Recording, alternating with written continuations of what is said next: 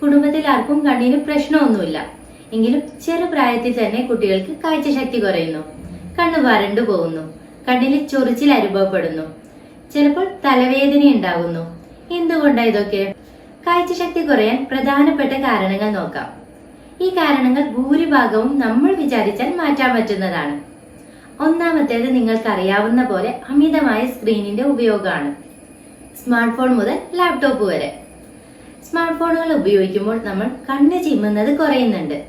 അതുകൊണ്ട് കണ്ണ് ഡ്രൈ ആയി പോകുന്നു, കാഴ്ച മങ്ങുന്നു, തലവേദന ഉണ്ടാകുന്നു.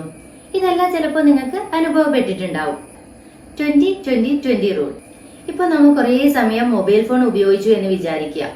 ഒരു 20 മിനിറ്റ് തുടർച്ചയായിട്ട് ഉപയോഗിച്ചാൽ ഒരു 20 അടി അകലേക്ക് ഒരു 20 സെക്കൻഡ് നോക്കി നിൽക്കുക. അതാണ് ഈ റൂൾ. ഇങ്ങനെ ചെയ്യുന്നത് കണ്ണിന്റെ സ്ട്രെയിൻ മാറ്റാൻ സഹായിക്കും.